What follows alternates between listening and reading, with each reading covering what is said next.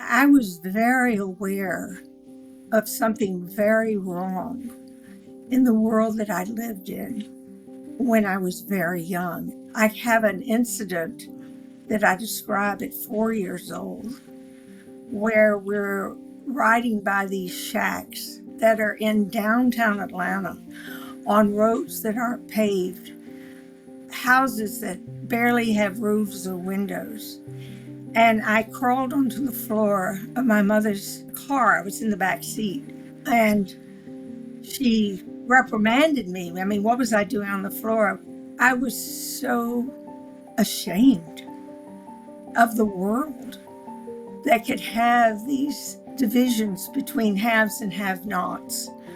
Yes, there was money in my family, but I wasn't really interested in it. I saw certain things about it as a curse. But that moment that you speak about when the Ku Klux Klan marched by this Jewish delegatation, which we were eating in downtown Atlanta, it was very intimidating. It was frightening. So, some of the impact on my life was this fear of hate, this fear of prejudice, this fear of how the world divides itself against itself. Being an artist can be a heck of a ride, but you're not alone. On Journey of the Arts, we tell inspiring stories of artists and chat with those who support us on this path. I'm your host, Lola Opataya, writer, editor, singer, and all-round lover of words. Come with me on the journey. Hi, and welcome to Journey of the Arts. In this episode, I have the honor of chatting with Summer Brenner about her memoir, Dust, a book on growing up Jewish in the South in the 50s and 60s, a book on racism and segregation, antisemitism, Summer's schizophrenic brother, and her father's suicide. Summer Brenner has published a dozen works of fiction and poetry, and most recently the memoir Dust, which we'll be talking about today. Her work includes short story collections, youth novels with social justice themes, and Noah crime. Summer has given scores of readings in the US, France, and Japan. She was raised in Atlanta, Georgia, and is a longtime resident of Berkeley, California.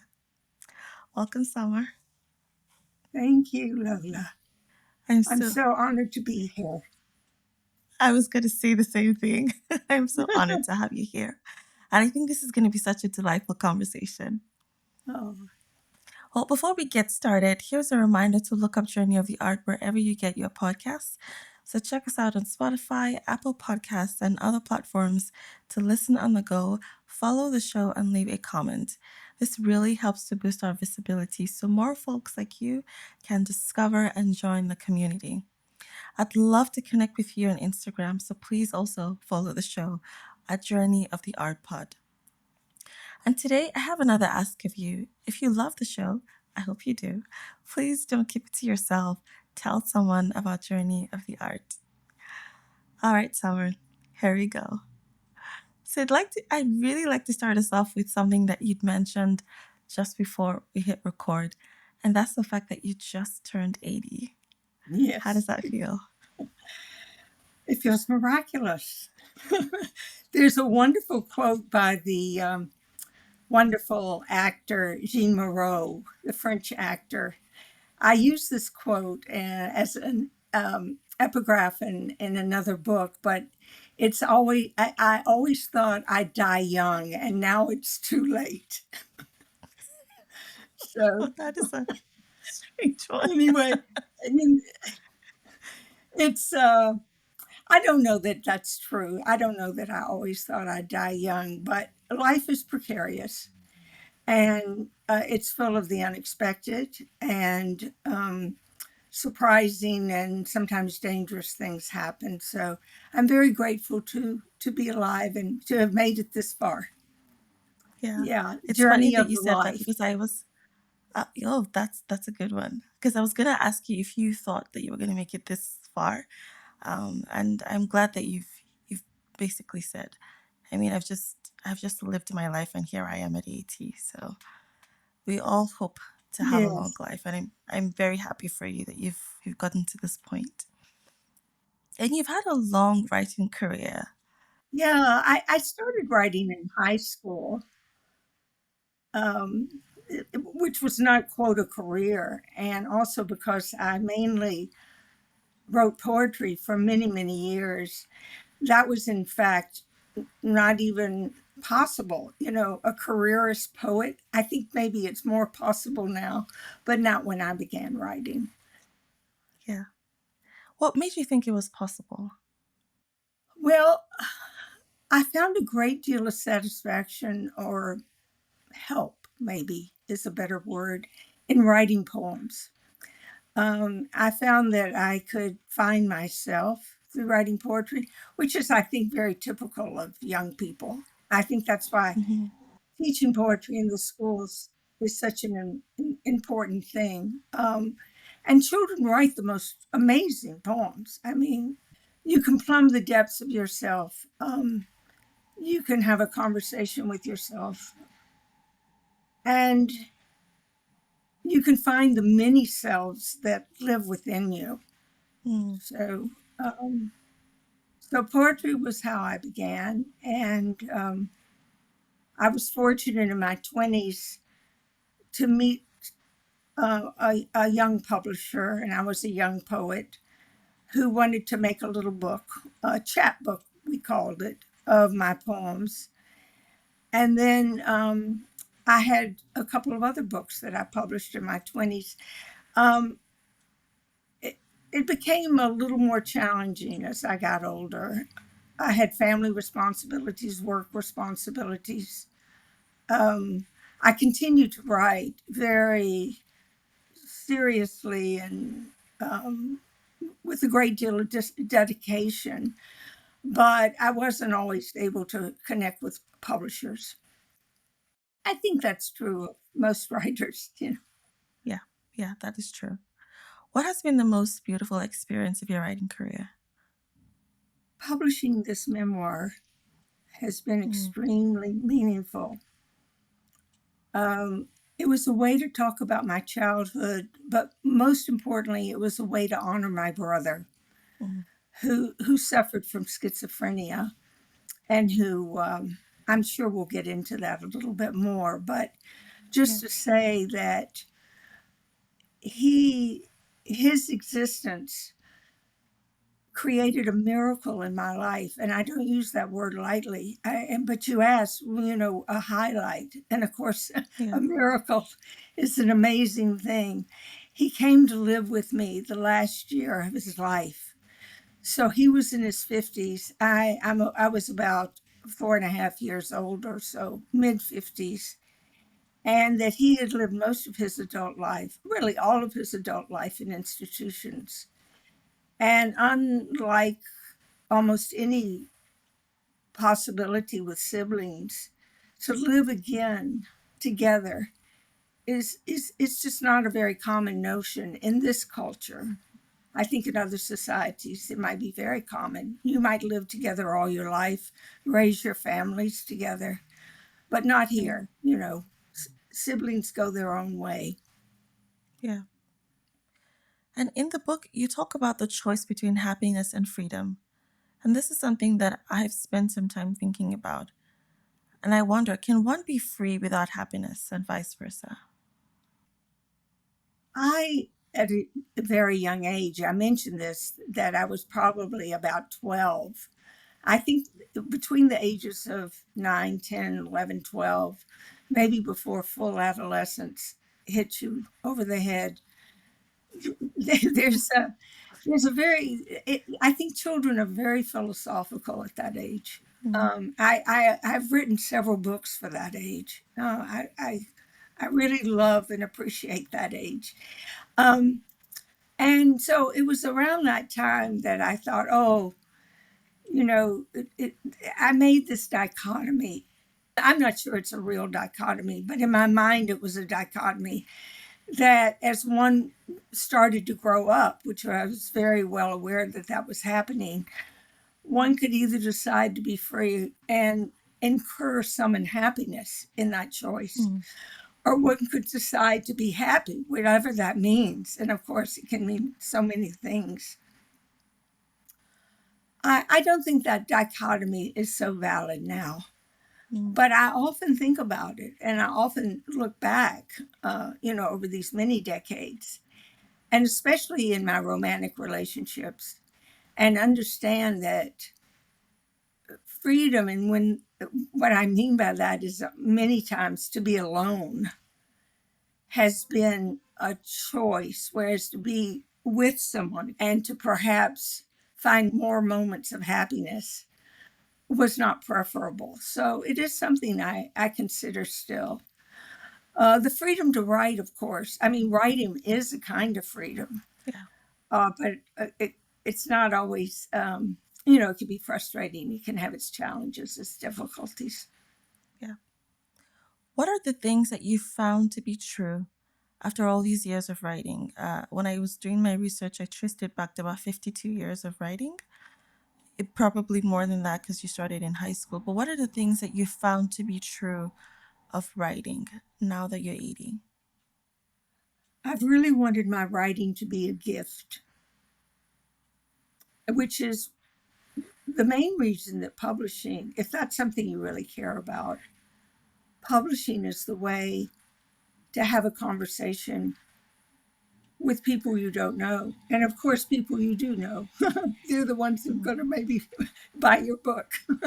but um, it's just been an extremely fulfilling life to have this opportunity to be creative with myself, and also the possibility that something I had to say in writing, something I experienced, could be some kind of bridge for someone else in terms of their own life. Years and years ago, this young man said to me that art was either a wall or a bridge. Again, it's a little bit of a maybe even sophomoric dichotomy, but you can also understand that some artists really either don't want you to comprehend what they're doing, and it's such an individual thing. And it's not that I'm saying those kind of artists can't touch you. I've been very much touched by those kind of artists, but there's an obscurity to it. And for my writing, and especially my writing with kids, I've really wanted to sort of shine lights on things and make a bridge between me and that unknown, that mm, person out there that I haven't had the privilege of meeting, but that we can meet through the page. right. So it's a kind of reverence, really, for the process. I agree.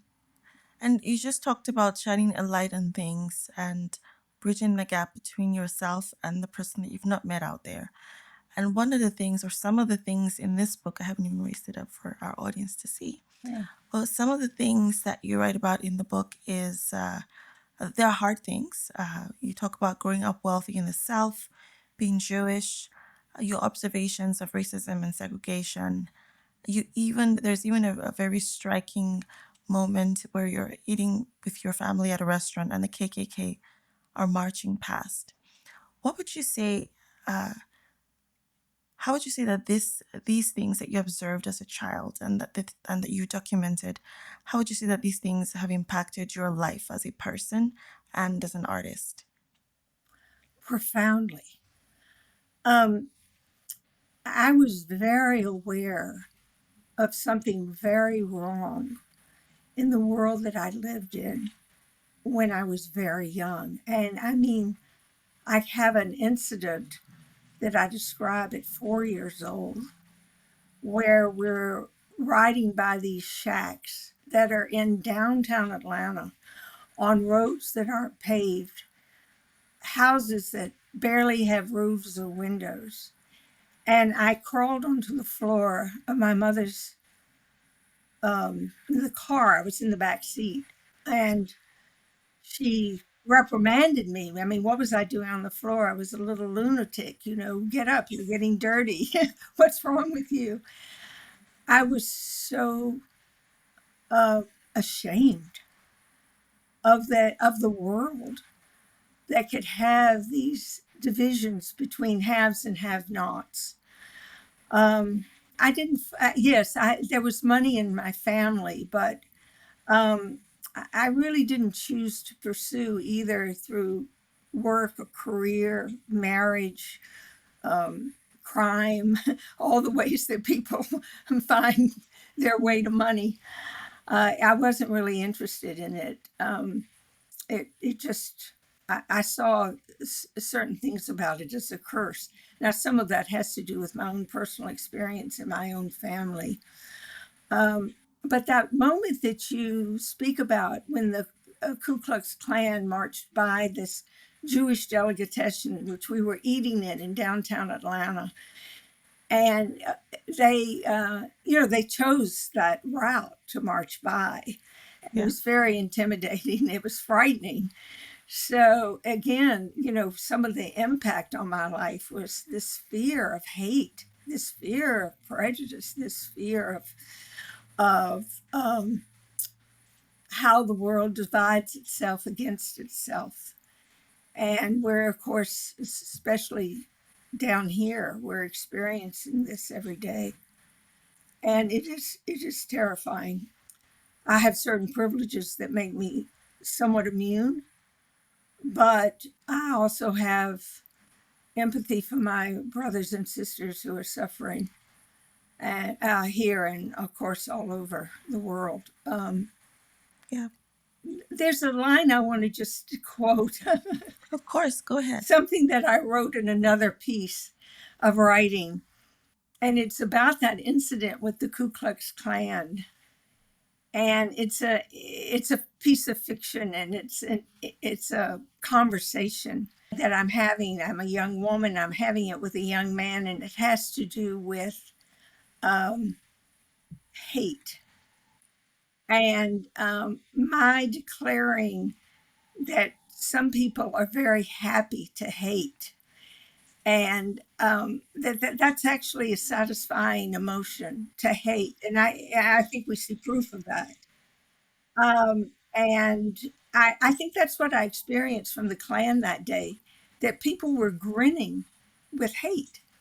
You Mm. know, they were happy to be there to intimidate whoever they could, to,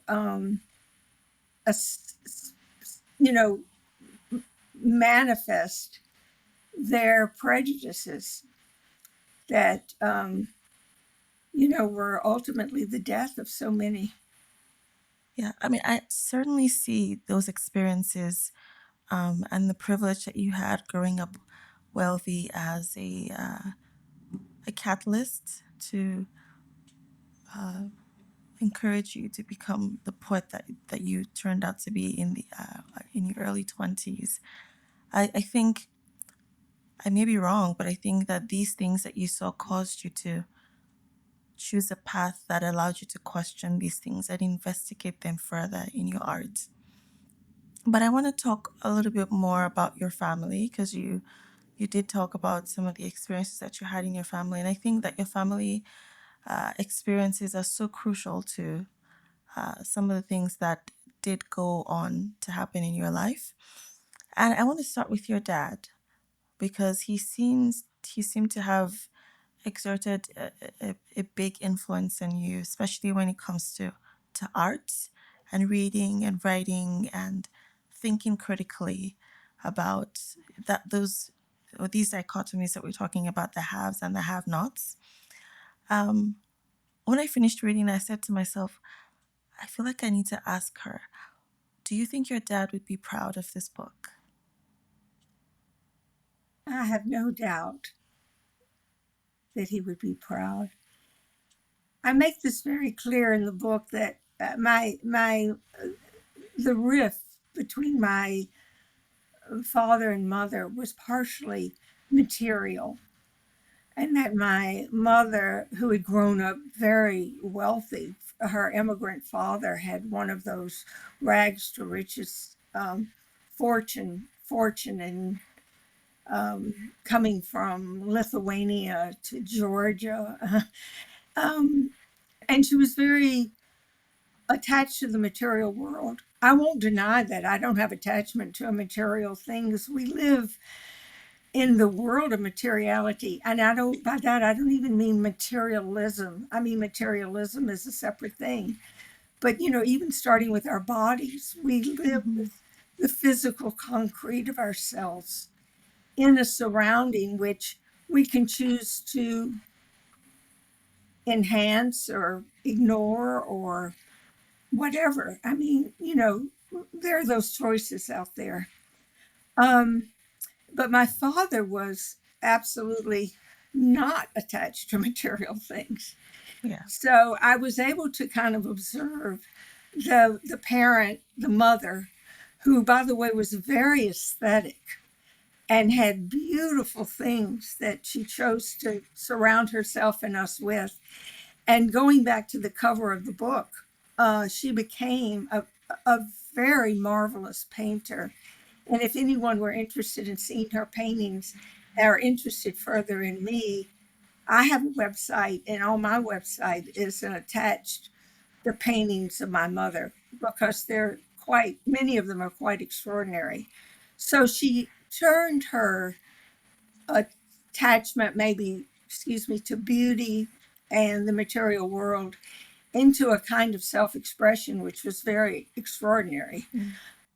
But my father was really a philosophical thinker and person whose detachment from the world gave him, yes, you mentioned, a very critical eye.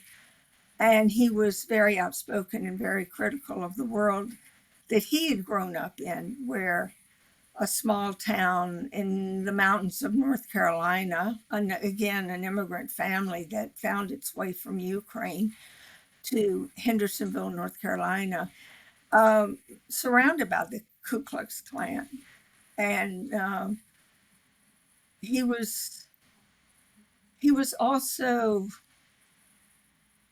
he was a very humane person, and he was a wonderful father.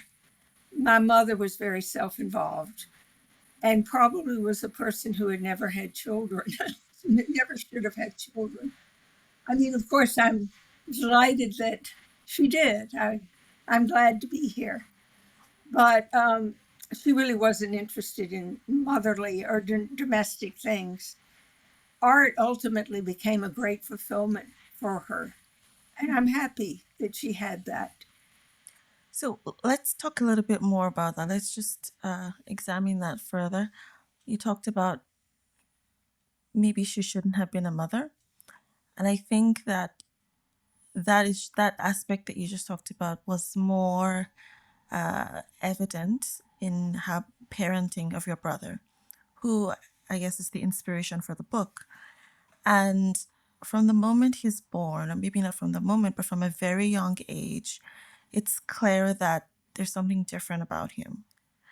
And after a while, you go off to live your life, and he lives a version of life that she determines that is the best path for him. And then after a while, ends up in a institution like you just talked about. But I want to ask a little bit about those years where you were separated from your, maybe not separated, but you were not actively involved in your brother's life, when you were busy just living your own life, which is valid. What are some of the fears that you had of him, if any at all, in those moments? Uh, I realized leaving as a way, this is a very dramatic statement, but I think people will understand, a way to save myself, that I was deserting him. And so I always carried that as a burden or guilt. Um, Not enough of a guilt to go back and live in Atlanta where I could be near him, but it was really it's a complex thing to explain. But my mother was the mediator, And unless you saw my brother as she saw him through her eyes, it was kind of unacceptable to have any other opinion of him. Yeah. And so it was quite a barrier between my brother and me, because she wanted the world to see him as this genius. My father had been considered a genius, and she wanted his illnesses, which start very, very young. I mean, he was born with some disabilities, which were difficult to diagnose. It's probably true that he was autistic, but during the era when he was first born and growing up, that wasn't really much of a diagnosis. And so he was lumped together with other kids who had other mental disabilities. And my mother resented this terribly because she felt like he wasn't afflicted, he was unlucky, and that he, under other circumstances, luck, I guess, he would have, been an extraordinarily important or successful person in her terms. He was never really allowed to exist on his own terms. And I think you very profoundly got at that. So I mentioned in the book that in a way I was spared because all of her concentration went on him Yeah. to mold him into this thing that the world would accept. And it had to be from her own conflicted feelings about bearing a child like this, because mothers were blamed. In her case, she was very directly blamed. I mentioned some documents that were written by Massachusetts Children's Hospital when my brother was 3, which she didn't see immediately, but ultimately she saw. And then she legally had sealed because these documents accused her of being so mentally unbalanced that she couldn't Mm. possibly raise a child that had difficulties like my brother did. So, these are very complicated things in families and twisted. Yeah. Um, I have a first cousin who had a child. So that first cousin, being of my generation, had a child who had extreme disabilities. And that child was treated completely differently. That child was completely incorporated into daily family life.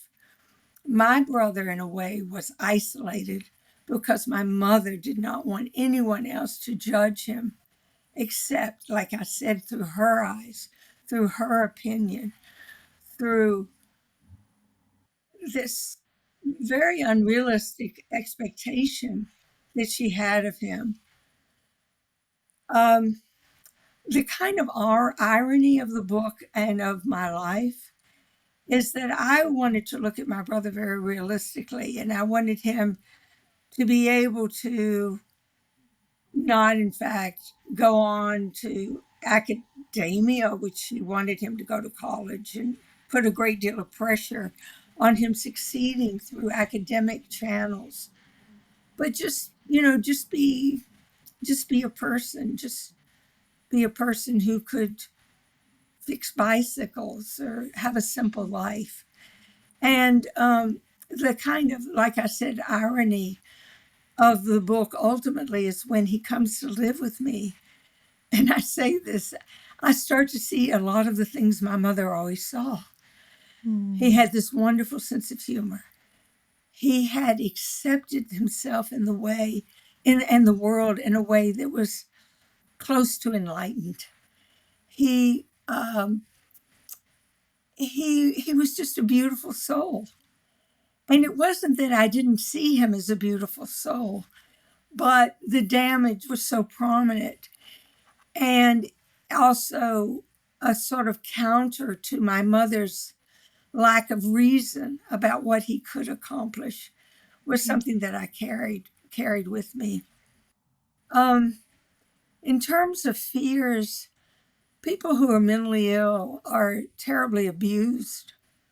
They're either ignored and left on the street, which we have so much of a problem here, or they're imprisoned, or they're medicated, or there's just there are very few options for people to have a certain kind of freedom who suffer from mental afflictions. Yeah. In olden times and in books, and we think it's kind of quaint, you would have something called the village idiot or the village fool. And it would be people who lived in times where warehousing people who were different wasn't a possibility. They stayed with their families. They maybe acted peculiar on the street. Maybe they became, sort of mystical or religious people for some. But they were living the life in a certain way that the others around them were living. They weren't separated and isolated. Yeah. So I asked that question because I wanted to give you a space to balance or to express how you may have felt with the fact that you were the firstborn.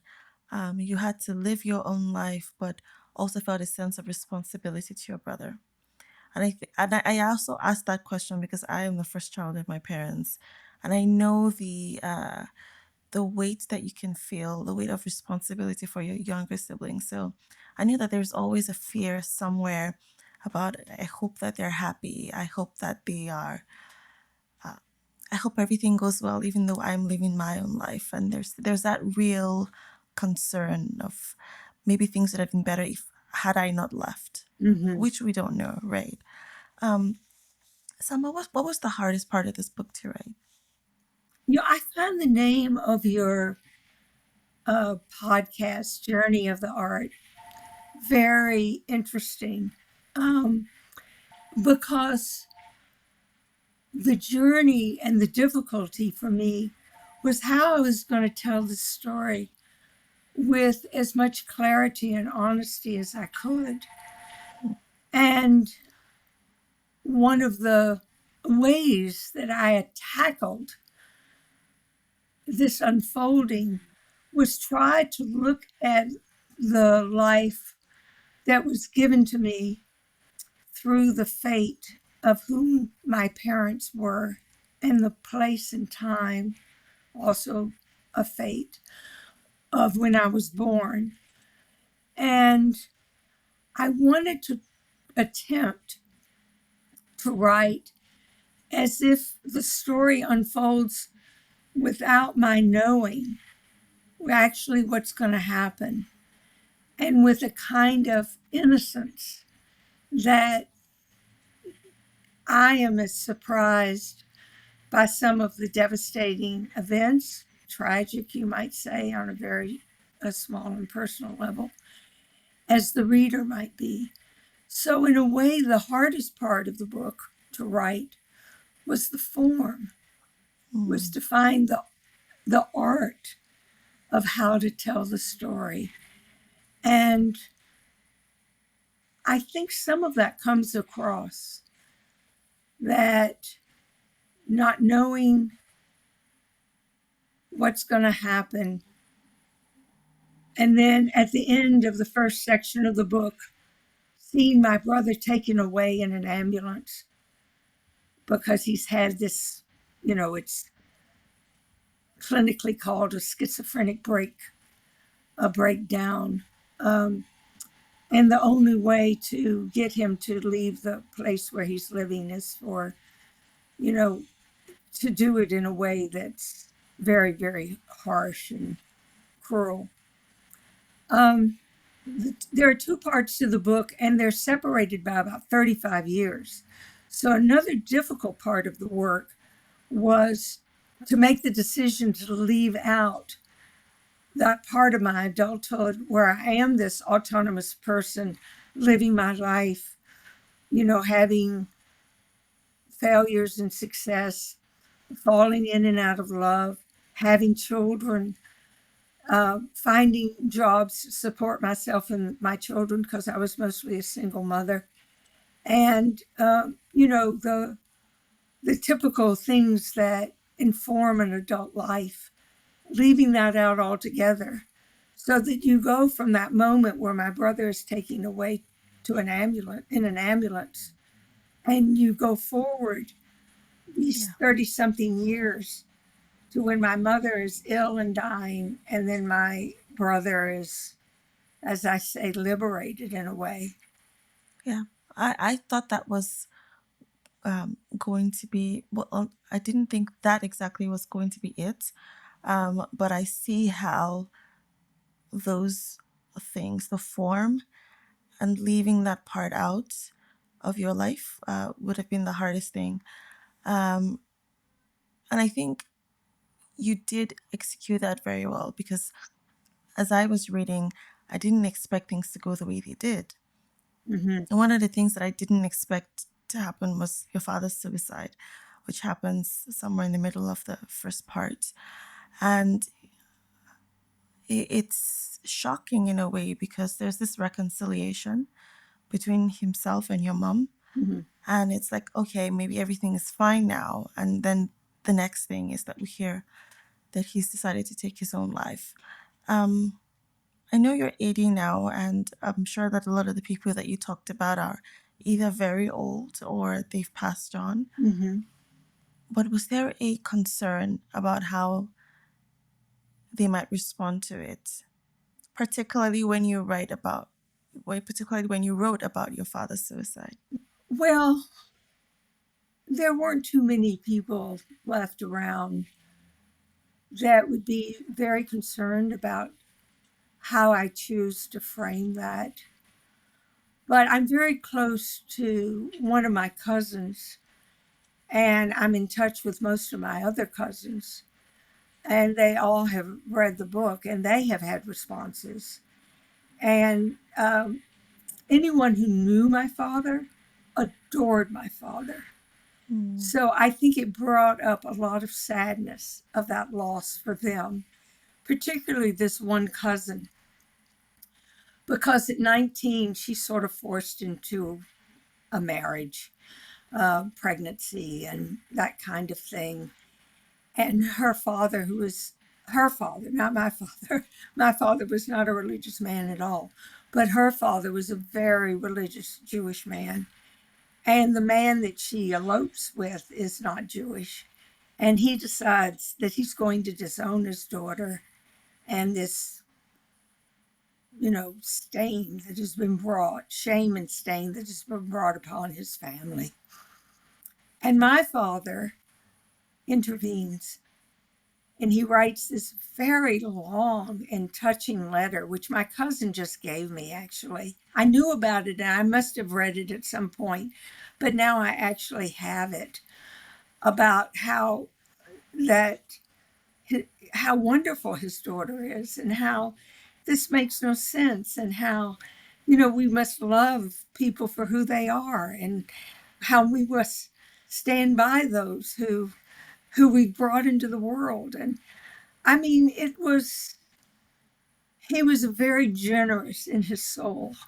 Mm. um, and I wonder sometimes, Lola, how much being in the Second World War affected him. We see so much damage from the young women and men who are fighting in recent wars and fighting in current wars, the trauma. Yeah. And my father was very gung ho about going to this war. And I think he came back in some ways, very broken. He had been trained as a scientist. And when he came back from the war, marrying my mother, he went to work for her father. And I think some of that excuse was that she expected a certain kind of lifestyle, which maybe as an academic or a scientist he couldn't have given her. She regrets that at the very end of her life. She says how much she wishes that he had remained, he had trained as a chemical engineer, and he had remained in that world. But, who knows? Who knows what goes on between people? And but I will say that I was 19 when my father died. It remains, when you say the hardest part of the book to write, it was maybe the hardest moment to survive.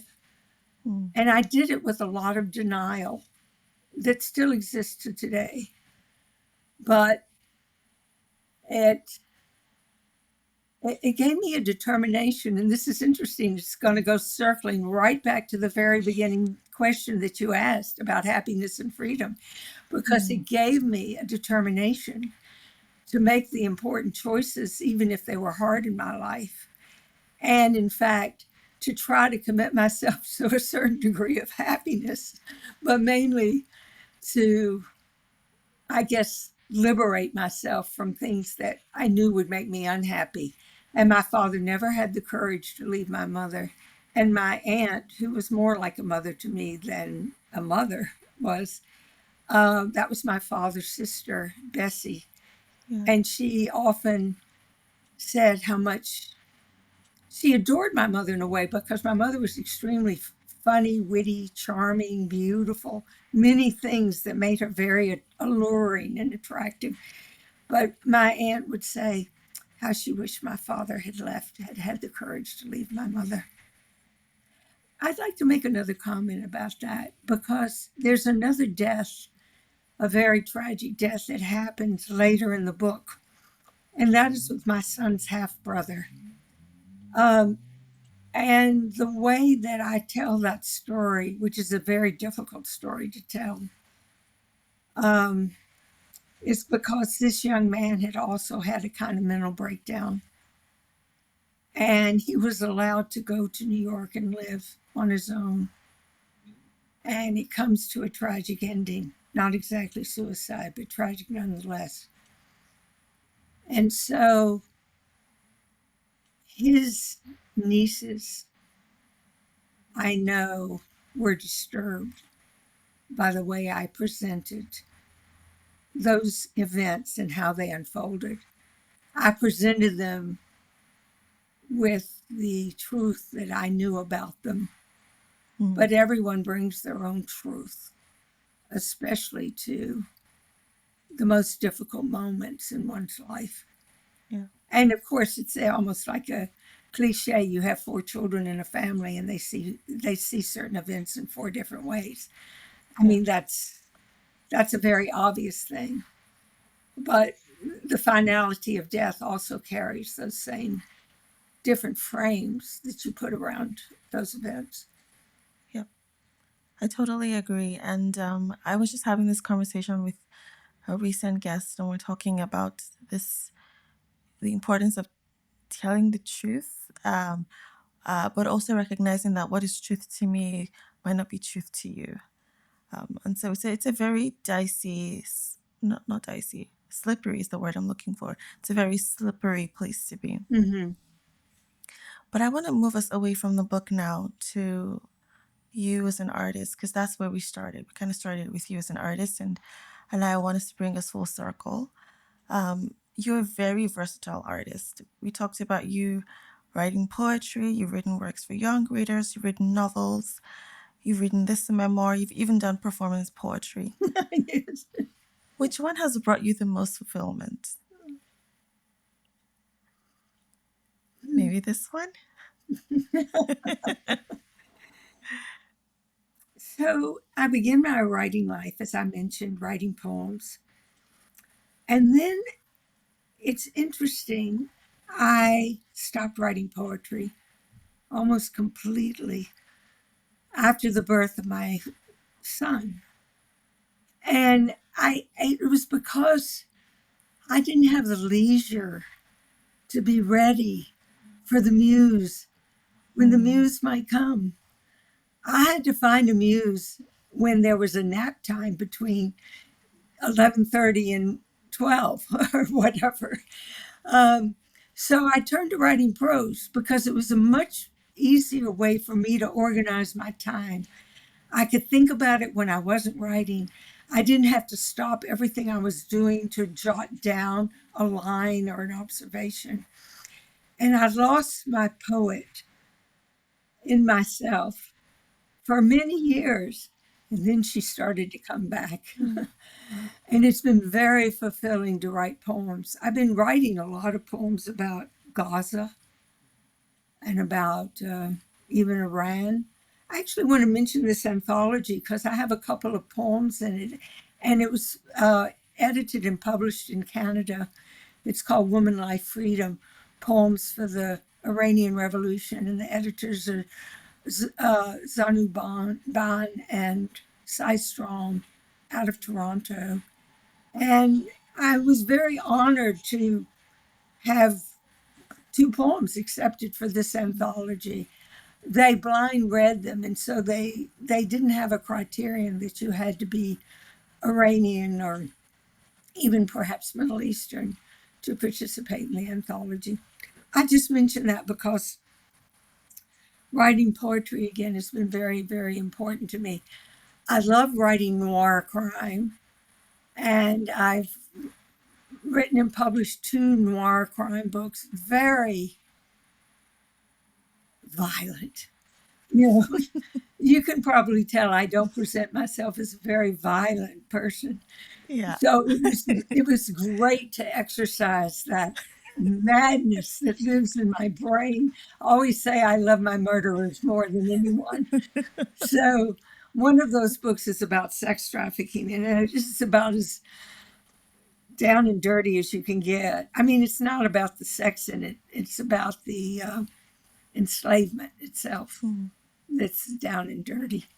Um, because when people ask me how I got the inspiration to write that book, I said, having really dumb jobs that meant nothing, but that nonetheless I had to perform. I needed health insurance. Yeah. I needed a check.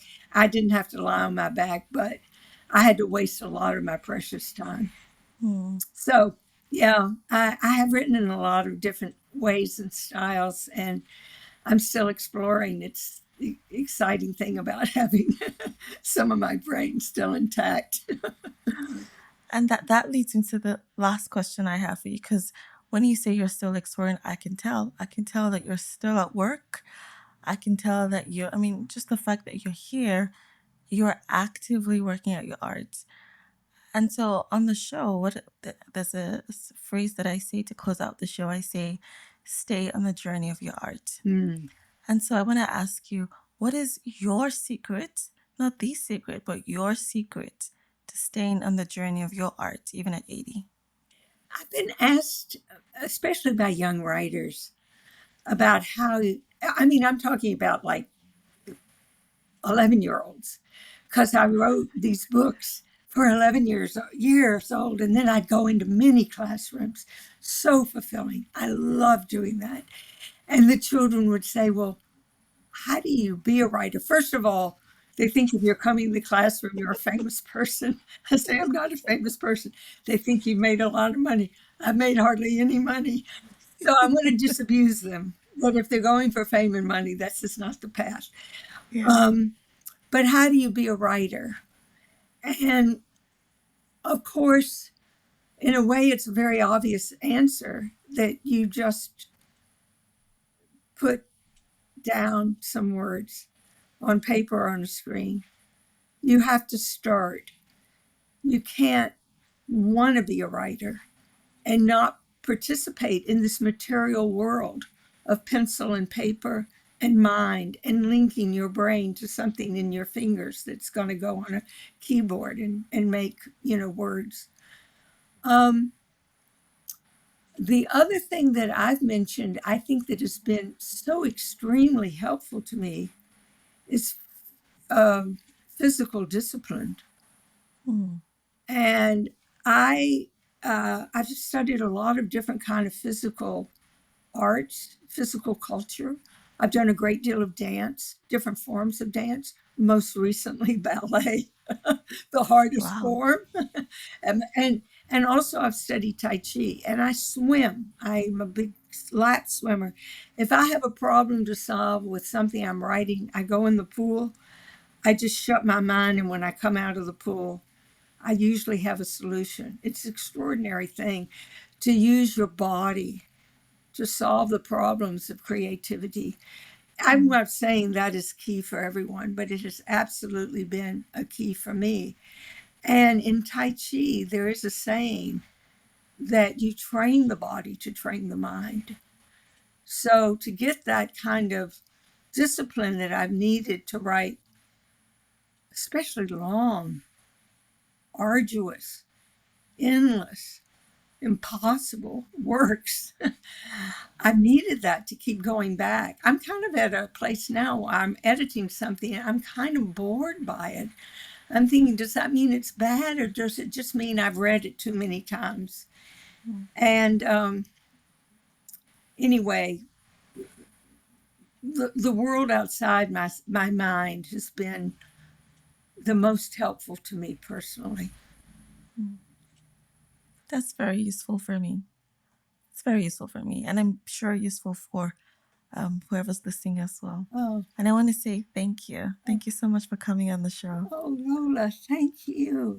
You're very It's welcome. been wonderful talking to you, and thank you for listening and having such interesting and provocative questions. And I'm so honored that you invited me and that you read the book and that it was meaningful to you. So thank you. It certainly was. And this conversation has been as meaningful as I had hoped it would be. So thank you. Thank you so much for the gift of your words and your thoughts. Thank you, Lola.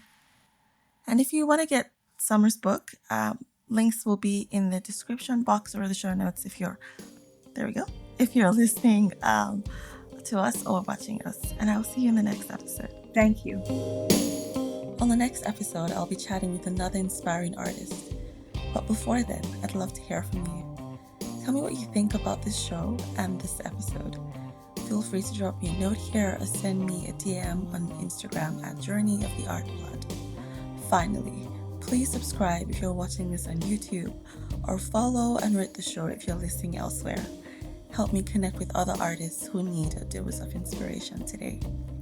Until next time, stay on the journey of your art.